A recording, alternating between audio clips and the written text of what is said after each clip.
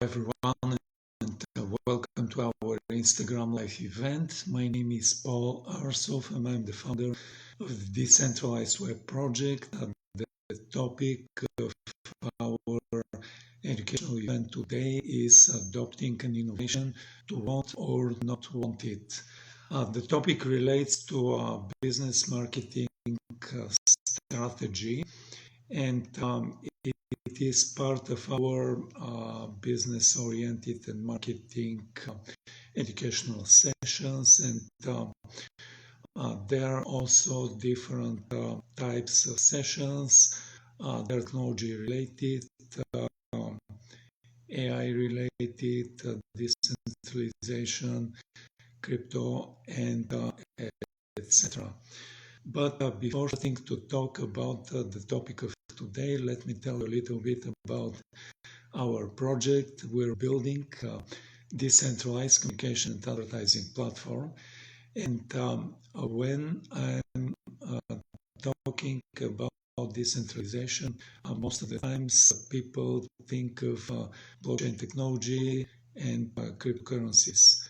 But I'm a technology developer, and I can tell you that decentralization cannot be achieved through blockchain technology. It is too cumbersome, it has lots of flaws, and it has fundamental issues.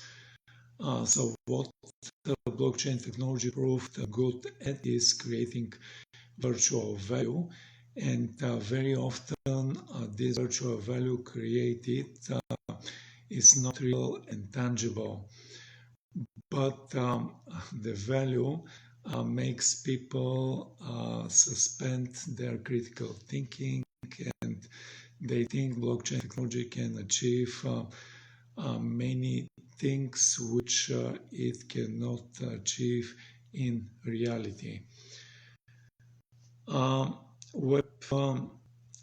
So-called Web3 label is relating to blockchain technology as well, but it is not next generation of internet because of the fundamental issues that I'm mentioning. For example, if you're looking at a single important issue, the size of data transfers, blockchain technology can handle data transfers in sizes of less than 100 bytes, and like most often, maybe several tens of bytes. So if we're looking at current internet sizes of transactions, we're looking at like hundreds of bytes as minimum, or kilobytes, megabytes, or even gigabytes. So what kind of next generation of internet are we going to have with a technology which would handle tens of bytes sizes of transactions? It is laughable, but people don't realize when they claim next generation of internet through blockchain technology. So what we do in our project, we achieve decentralization through our software engine, which allows direct communication from user to user. This is the essence of decentralization, and it is achieved outside of blockchain technology. Recently, as an addition to our project, we decided to do a little pivot, and we did work on development, and we actually released a marketplace and a collection of NFTs, which are standing for non-fungible tokens, and these NFTs are based on three-dimensional objects. These three-dimensional objects, they're loaded with our own 3D engine, And this 3D engine, it allows many additional capabilities. So our 3D engine is like opening a window on a computer screen or monitor, and like then it loads the three-dimensional object, then it starts animating these three-dimensional objects in the way of moving it around the window in a random fashion. The first additional capability which our 3D NFT engine brings is the capability of speaking. Our 3D NFTs can speak in one of three different basic voices. The 3D NFTs can speak in a male voice or in a female voice or in a whisper kind of a voice. In addition to the three basic speaking voices, we have flavors voices, and the 3D NFTs can speak in normal speed voice, or they can speak in a fast speed voice, or they can speak in a slow speed voice.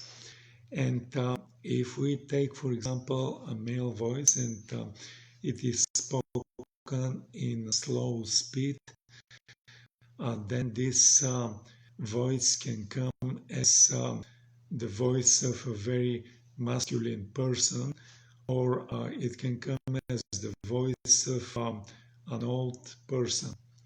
And if, on the other hand, we take female voice and it is spoken with a fast speed, then this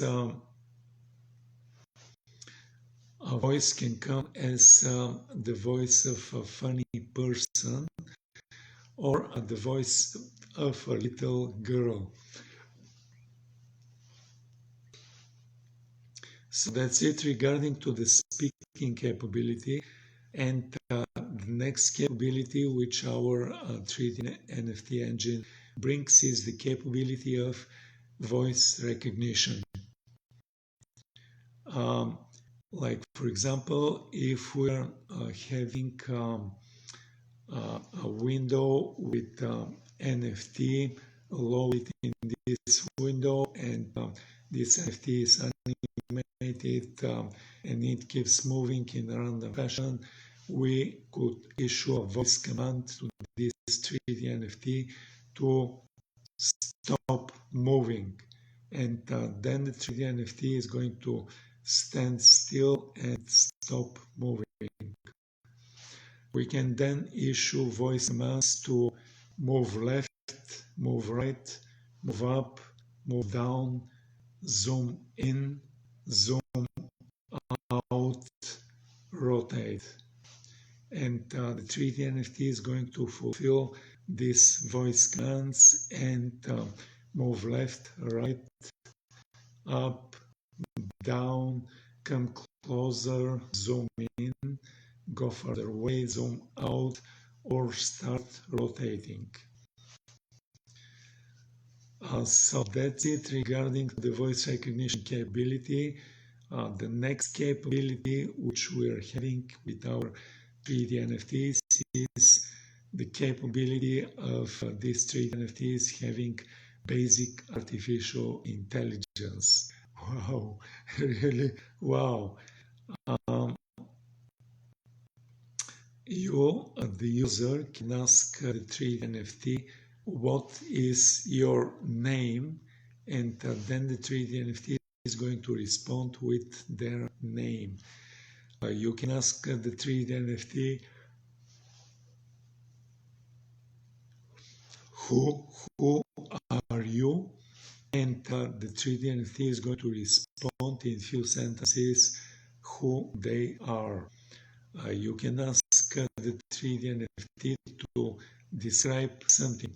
For example, describe Web3 or describe decentralization or describe Russia.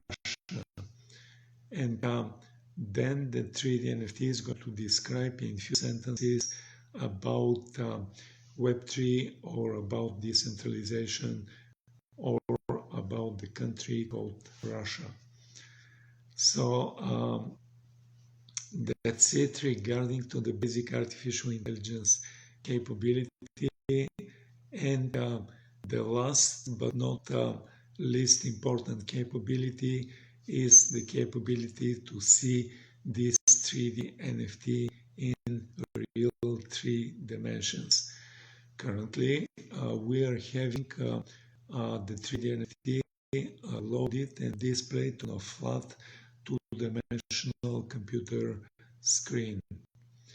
But we are planning to add a second version of the same 3D NFT, and this second version is going to display the 3D NFT in a way of stereoscopics. Stereoscopics means that part of the 3D NFT is going to be displayed in red or reddish color, and another part of the 3D NFT is going to be displayed in blue or bluish color.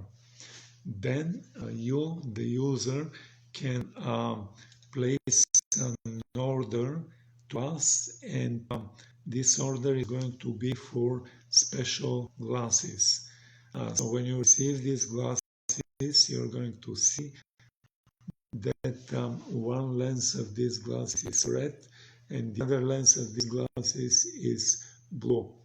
Then you can put these glasses on, and you can request displaying of the 3D NFT in the way of stereoscopics, and then you're going to see this 3D NFT coming out of the flat two-dimensional screen, and you're going to see it in real 3 dimensions.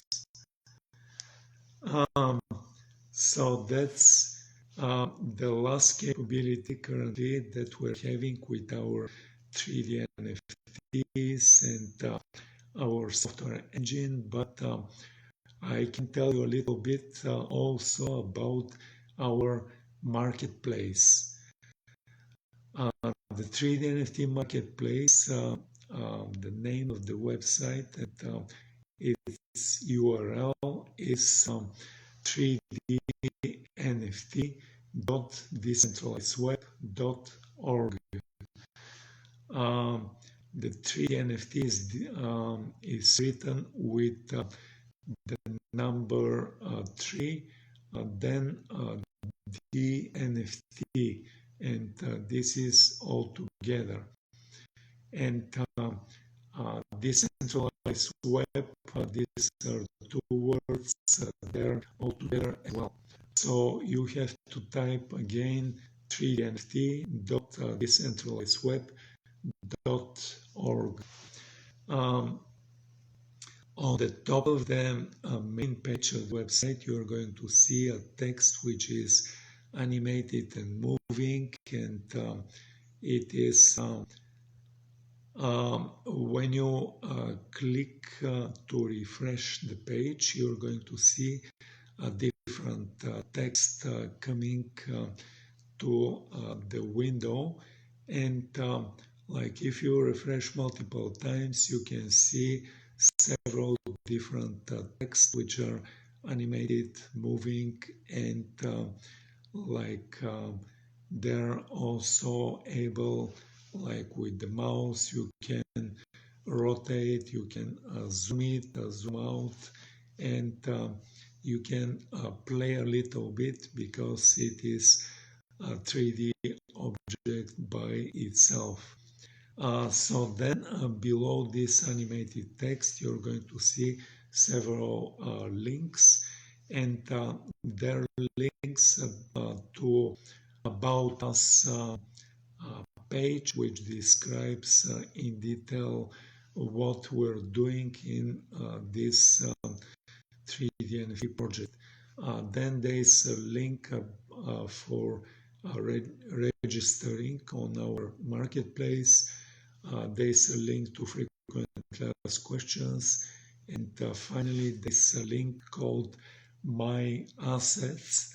And with this link, if you did purchase one or more of our 3D NFTs, you're going to see your purchases and your assets from our 3D NFT marketplace. Below these links, you're going to see two big composite images. And the first image is the composite image of our first collection, and the second image is image which tells you that we are planning to add additional collections to our 3D NFT marketplace. So then below these two big composite images, you're going to see the icons of the social networks that we're posting on. And I like to invite you to come and join our communities, because we're building a community, and you can become a follower, or you can become a member of a group, and then you can get notified about educational events, just like this educational event today, which is happening on the channel of Instagram Live, and it is happening on Sundays, and the channel is video and audio together. So we have actually the same educational event happening on the same topic, but it happens on a different channel. It happens on the channel of Twitter Space on Saturdays, and as you know, Twitter Space is video and audio. Twitter Space is audio only channel, and like these events on Saturdays and Sundays are educational events, and they're occurring every week. Every week we have a topic, and we are having this topic on two different channels on Saturdays and Sundays. But we have also recurring weekly event, and this recurring weekly event is happening on Thursdays, and it is happening on two channels simultaneously. The events on Thursday, like recurring events on Thursdays, are Ask Me Anything sessions, and one Thursday we have general Ask Me Anything session, which covers topics of like cryptocurrency, market sentiment, Web3, decentralization, NFTs, and etc. The second Thursday, the following Thursday, we have Ask Me Anything session, but it is focused specifically on NFTs. And it is focused on NFTs just because we did release the marketplace, which I did describe, and our first collection of 3D NFTs. So like I like to describe some the process of registration on our marketplace, because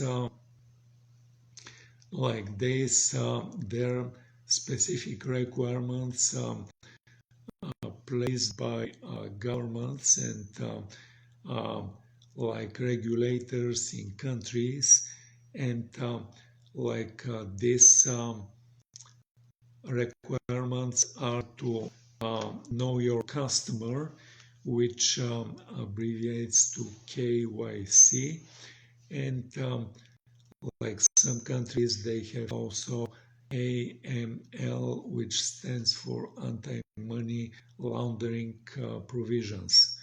So almost any marketplace, if they plan to have significant sales, have to do a registration of their users, and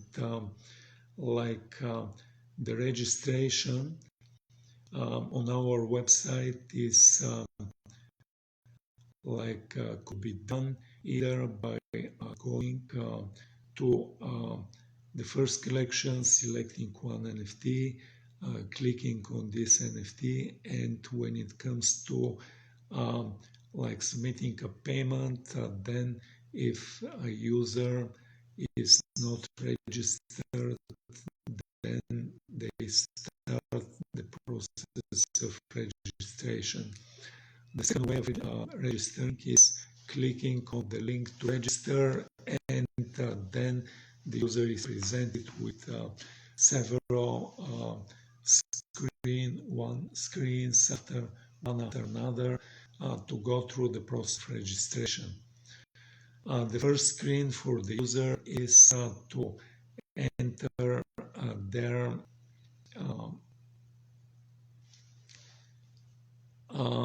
enter their email address, and this email address is going to serve as user ID. When they click on the button to advance next, they're presented with a screen which is asking for to type and retype a password, and to type also a code which has been sent by email on the email address from the previous screen. And when you type the code, like when you check your email, get the code and type this code, and then you type a password once and password twice, and the same password twice. When you click on the button to advance next, then you're presented with a screen which is asking for your first name, last name, then day, month, and year of your birthday. Then it is asking for street name and address, city where you're living, postal code, and province, and the name of the country which you're resident or a citizen. So when you click on the button to advance next, you will be asked for entering information about your debit card or credit card, and this information is going to be used for purchases on our 3D NFT marketplace, which could be done directly with fiat currency. So when you click to advance on the button to advance next, you are presented with a screen asking for your bank account number, and this information is used for if you previously purchased a 3D NFT, you started using this 3D NFT, then you decide to put this 3D NFT for sale, and there was another buyer who liked this 3D NFT.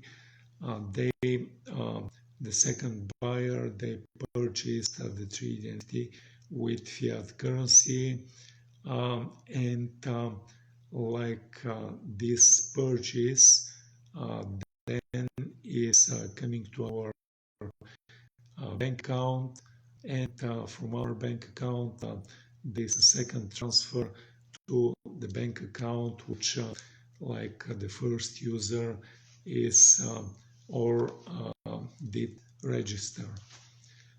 So this bank account is used for receiving proceedings from the sales of previously owned 3D NFTs.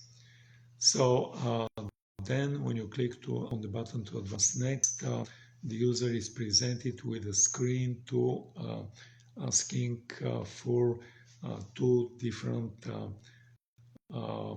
account addresses.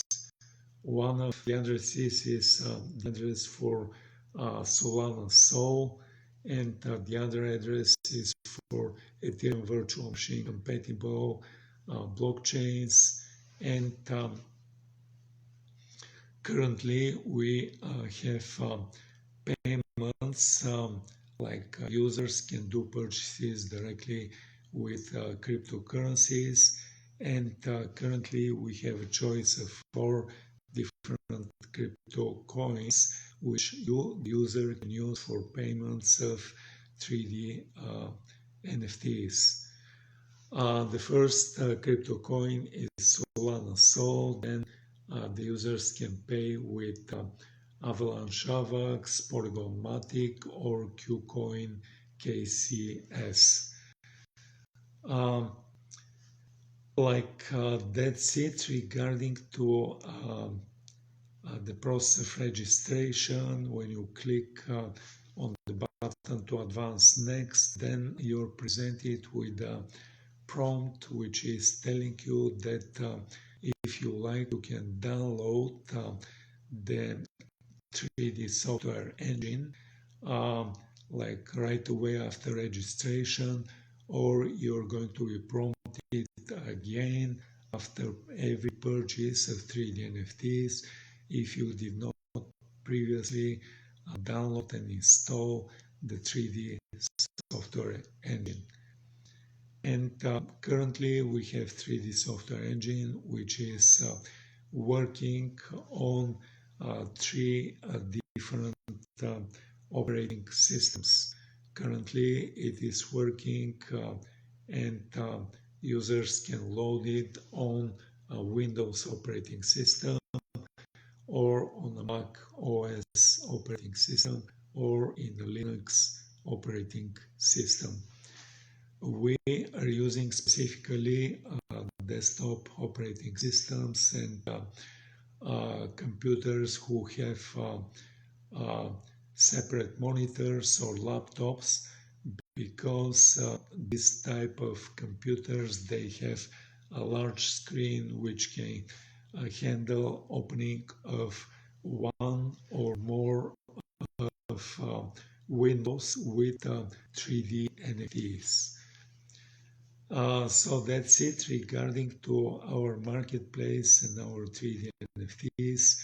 But let's come back to the topic of our educational event today, which is adopting an innovation, want it or not want it.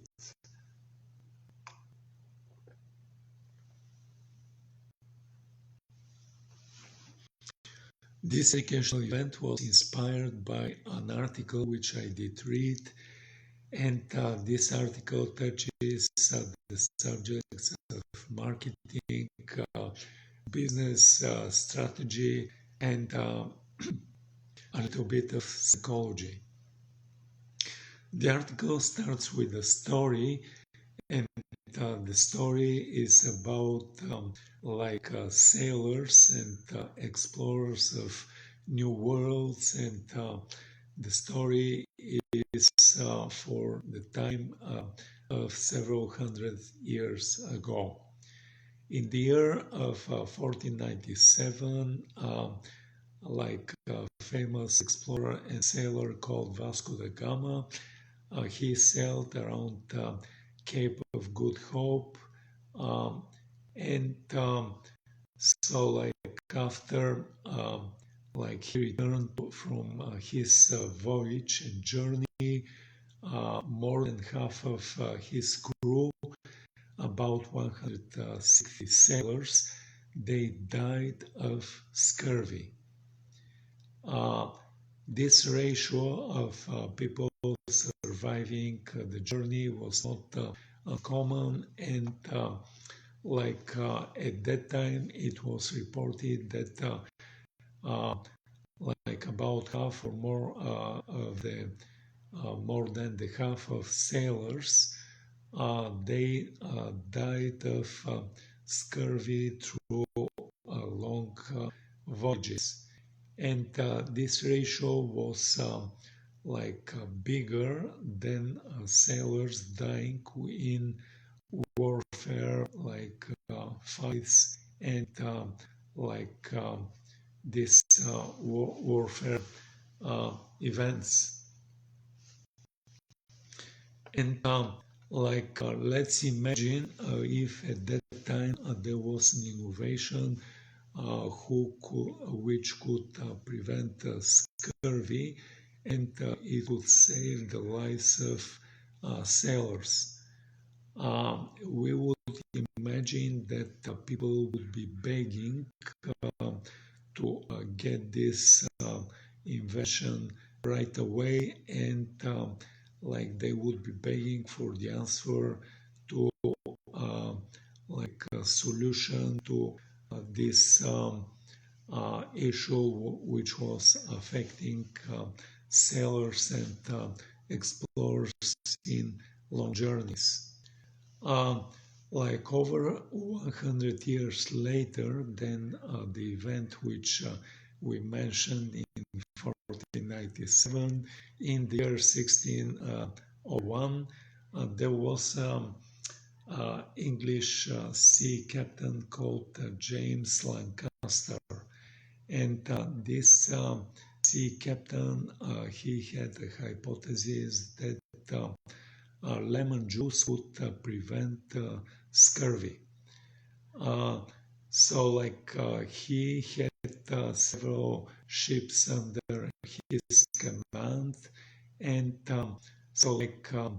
he decided to give this lemon juice treatment on just one of his crews, and not only his hypothesis proved correct, but we know now that scurvy is caused by vitamin C deficiency, but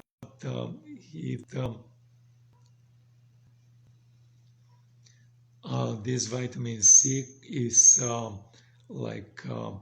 common, and it's contained in lemon juice, and lemon juice by itself can prevent scurvy. So what happened is not a single sailor on his first ship, which the sailors got this lemon juice treatment. Not one sailor did die on their voyage. But the sailors on the other three ships under his command died in large and predictable numbers. He then had to transfer sailors from his first ship with healthy sailors to the other ships in order to be able to continue his voyage. So, you would be thinking that after this successful experiment, the British Navy would immediately adopt this, or at least trial this new innovation that was which was very simple, it was very cheap, and it was also pretty much 100% effective. But it wasn't until maybe almost 200 years later, after Lancaster's successful experiment, and almost 300 later than Vasco da Gama time of exploration, that the British Navy finally prescribed citrus to all of his sailors, and the origin of the term liney is in the British language.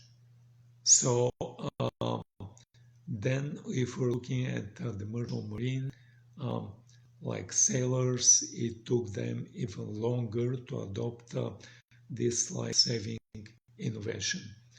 So it seems incomprehensible that a simple innovation that would wipe out scurvy and go on to save thousands of lives took so long to be adopted. We could argue that slower communication and dissemination of information hindered its adoption. But we're talking about 300 years. So this first example demonstrates that just having a good idea is not enough. We could bring a second example, and this example is going to be about the Dvorak keyboard. Currently, if we are looking at the keyboards, like most of the keyboards, they're keyboards of computers, and almost 100% standard keyboard is based on so-called QWERTY type of arrangement of the letters on this keyboard. But this QWERTY arrangement of the letters was specifically designed to slow down typing. So, if we think of the origins of this arrangement of the letters, we have to come back to the time of typewriters, and mechanical typewriters would be having letters which were placed one next to each other, and when we did press quickly and almost simultaneously two letters which were placed on mechanical arms very close together, we could be seeing this mechanical arms jamming. So the QWERTY arrangement in the letters was designed to prevent letters being next to each other, and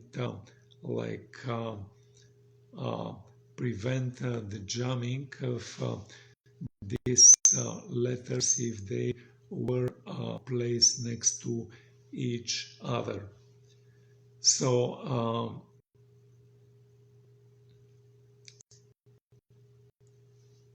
those keyboards were designed with other mechanical constraints inside in mind, and those constraints they're long gone, because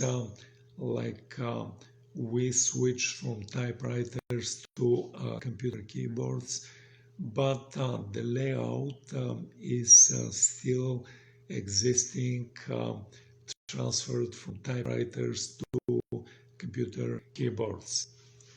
So in many ways, the Dvorak keyboard has distinct advantages over the QWERTY keyboard, specifically in terms of typing comfort and typing speed.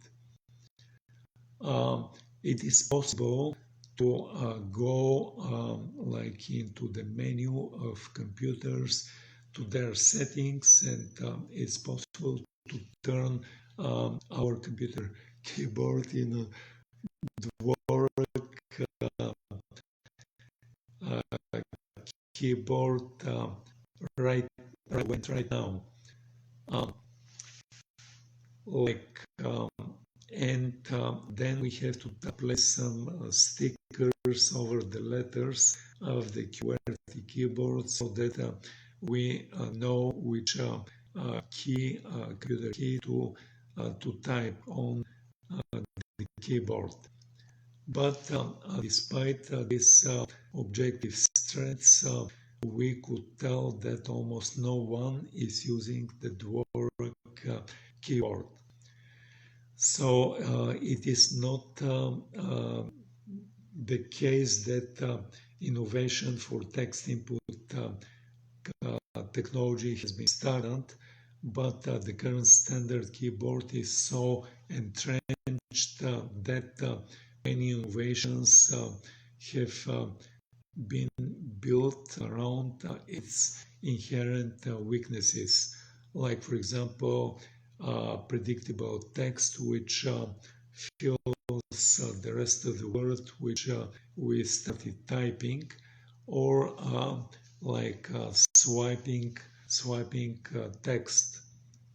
So again, we are seeing that what seems like a good idea doesn't necessarily diffuse and get adopted rapidly at all. So these are two examples that are mentioned in a book called Diffusion of Innovation, and this book is has been written almost 60 years ago by a professor in a US university.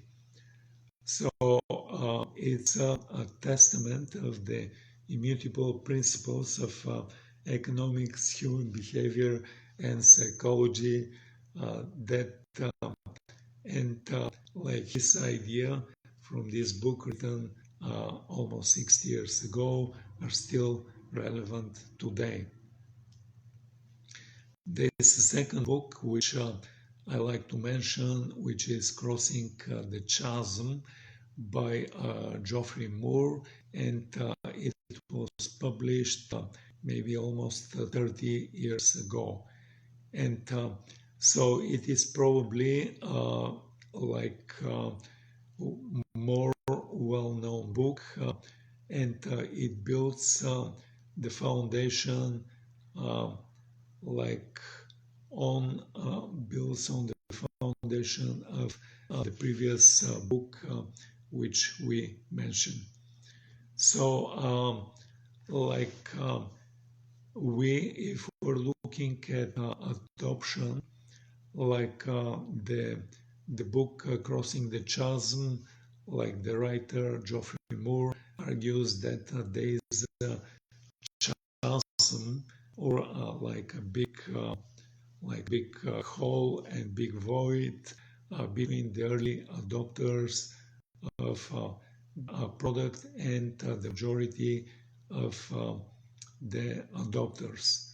If an innovation is to really succeed, it must have appeal beyond the gadget fans and thinkers. So we could be arguing that we're in the third decade of the 21st century, and we are in a globalized world, and having accessible market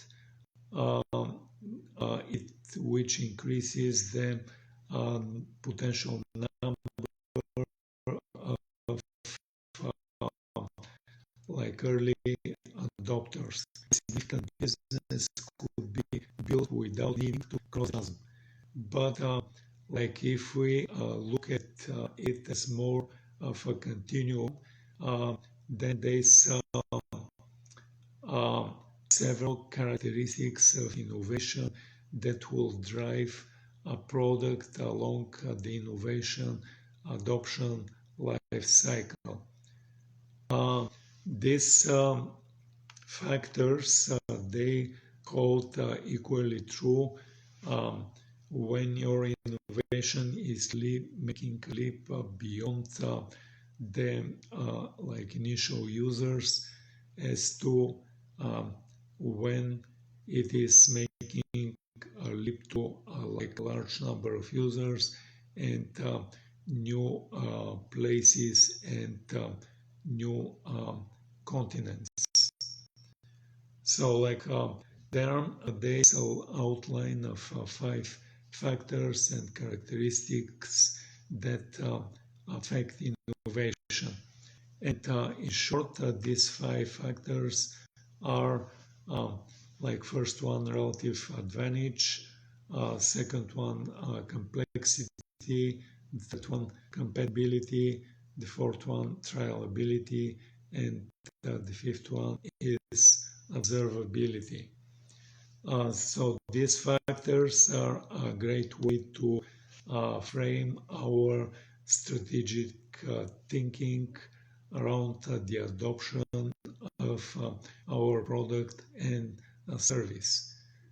To like greater or lesser extent, all these 5 factors need to be addressed. And as we have seen in the historical examples which I mentioned, focusing on one or few of them is not enough. So addressing 4 out of the 5 may be not enough. So I will be going one after another at these factors, and the first one, relative advantage, is the degree to which an innovation is perceived as being better than the idea it supersedes. This is perhaps the most obvious one. People are unlikely to start using a new product which isn't better than what they already used. There are many dimensions to this, so that we need to think about why something new is better. So like the book of Rogers, Crossing the Chasm, it refers to perception, and perception is important in all 5 factors. Relative advantage doesn't just mean better technical specs. The word relative is important here. The advantage is not only relative to the incumbent solutions, but also relevant to the specific group of users who are the target adopters. So relative advantage is necessary, but not sufficient, as we witness with the case of the lime juice for sailors and the dwarf keyboard for typing on a keyboard. So when we are looking at the second factor is complexity, and complexity is the degree in which an innovation is perceived as relatively difficult to understand and use. This factor is also fairly obvious if a new product is complex and difficult to use. It will reduce the level and the rate of adoption. The one example here is the early personal computer, where like the users have to know about computer programming in order to use computers. But then the graphical user interface came to computers, and we had also uh, like mouse added to the initial keyboard in computers, and then uh, we had more people feeling that the computer could be something which they could make use of. Uh, like in contrast, if we mention mobile phones, although obviously they're very complex technologically, they had very few barriers due to the perceived simplicity of use. The first mobile phones operated much like the existing landline phone technology. They have buttons from 0 to 9 and memory for storing like frequently used phone numbers. Uh, Crucially, this new technology was also compatible with the old system and compatible with landlines. We could be using landlines and cellular uh, cellular phone lines. Simplicity and easy of use could be seen as a relative advantage as both, but there's a risk that increased functionality in the pursuit of relative advantage can result in a greater complexity. So it is up to the innovator to advance these opposing forces. And we're moving towards the third factor, which is compatibility. And compatibility is the degree to which an innovation is perceived as consistent with the existing values, past experiences, and needs of potential adopters. So, like in the book of Crossing the Chasm, um, like the author looked at compatibility of innovation with reference to social or psychological factors. There were examples of how even naming of innovation must be compatible with the intended users. So, for example, uh, marketers, they were thinking of using the name Nova for a new car. But in English language, Nova is very similar to new. But if we're looking at other languages, for example, Spanish language, Nova, it sounds very similar to no go. So that like this was realized by marketers, and they didn't use this name for introducing new brand of car. So the one reason the Dora keyboard hasn't gained acceptance is that it wasn't compatible with people's knowledge and experience of typing. There was a very significant cognitive cost of learning to type, and this put most people off, and that's why very few users are currently using the dwarf arrangement of keys on keyboards. For 21st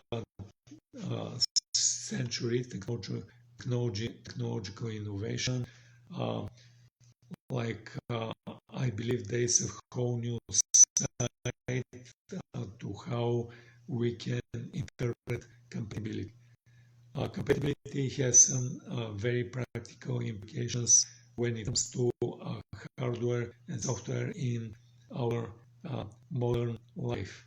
A lack of compatibility can be very frustrating when we cannot find the right type of character on our phone, or find out that computer game cannot play on a different type of console. This complexity of compatibility is a key reason why smart home products have, for example, failed to live up to their promise. Compatibility is a factor that has been exploited by companies like Apple, which they built their own ecosystem of compatibility, which makes things easier for their users. And this type of compatibility between their products has increased business benefit of putting up barriers to adoption for their competitors. And then we have the factor of trialability, and trialability is the degree to which an innovation may be experimented with on a limited basis. This factor is particularly important for early adopters where investing their time and money into an untested new innovation may be seen as a risk or a waste of time. Later adopters are more likely to see peers using new innovation, which could offer a chance to trial something new, or enable a trial in a more practical sense, just like in the case of asking friends to borrow their mobile phone to make a phone call. To take that idea a step further, the internet enables potential adopters to go beyond their peers, and it allows to see reviews of specific innovation on multiple social network forums. Trialability can be designed into a product. This is common in the software products where there's a limited trial offer or a freemium pricing model, and this is used for potential limited time of free trial for a specific software product or a service. The theory is that once the first barrier is lowered and users have tried the new product, then they will see value, and they could be prepared to pay for it. Getting users hooked to our product is a whole subject for books and a different presentation. For some new innovation, though, such a new layout for a computer keyboard, the learning curve may be too steep, even if users are given opportunity to try it, as we did see in the case of the Dvorak keyboard. And the last factor is observability, and observability is the degree to which the result of an invention are visible to others. Something has to be seen before it can be adopted. Marketing can be part of this, but like we have also more organic observation. So, for example, in the case of solar panels, if we're seeing a solar panel on the roof of a neighbor, then we could be tempted to install solar panels on our roofs if we're living in a house. Greater observability could be another reason why mobile phones were adopted faster than home computers. Not only they were naturally more likely to be observed in public, but early users often saw them as a status symbol, and they went to extra efforts to assure that they were being as part of seeing using mobile phones. In general, hardware is more observable compared with software, but if we're looking at the negligible marginal cost of shipping software to a new customer, so this is a good reason why businesses very often offer free trials for their product and their software. So as we have seen, just this factor is not enough on its own, as we think not only that, but nearly always we are talking about in the context of usability advantage. So if we have been thinking, build it and they will come. So we are presented with a case where very often users do not come. So according to the book Crossing the Chasm, about almost half of the users, the adoption of innovation is based on these 5 different factors which I did mention. So to maximize the chance that our innovation will gain adoption in the market, all of this should be addressed. Building what we think is great, innovative product, and expecting customer will make their way to us isn't realistic. Built products will focus on a significant relative advantage compared to other products. Design to reduce complexity and increase compatibility, increase trialability and observability. Perception is everything, and everything is relative. With this said, I'm ending our presentation. Thank you for coming.